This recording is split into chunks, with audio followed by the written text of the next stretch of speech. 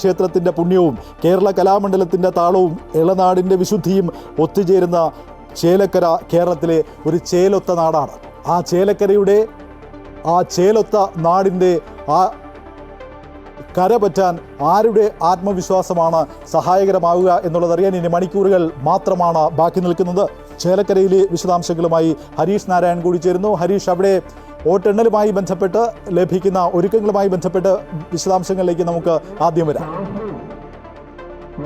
ഒരു പിടിപിടിച്ചാൽ ആ മണ്ഡലം അതിൻ്റെ പഴയ ചരിത്രത്തിലേക്ക്, കോൺഗ്രസിന് വളക്കൂറുള്ള ആ മണ്ണിലേക്ക് കൊണ്ടുപോകാൻ കഴിയുമെന്നൊരു ആത്മവിശ്വാസത്തിലാണ് ഇത്തവണ രമ്യ ഹരിദാസും UDF സംഘവും അവിടെ പ്രവർത്തിച്ചത്. പക്ഷേ അത് എത്രത്തോളം ഫലം കണ്ടു എന്നുള്ളത് ഇനി അങ്ങോട്ട് പോകുമ്പോഴേ കഴിയൂ. നിലവിൽ അവിടെ ചേലക്കരയിൽ 1890 വോട്ടുകൾക്ക് LDF സ്ഥാനാർത്ഥി UR പ്രദീപ് മുന്നിട്ട് നിൽക്കുന്നു. പാലക്കാട് നിന്ന് കൂടുതൽ വിവരങ്ങൾ പുറത്തു വന്നുകൊണ്ടിരിക്കുന്നതേ ഉള്ളൂ. നിലവിൽ 1016 വോട്ടുകൾക്ക് C കൃഷ്ണകുമാർ NDA സ്ഥാനാർത്ഥി മുന്നിട്ട് നിൽക്കുന്നു.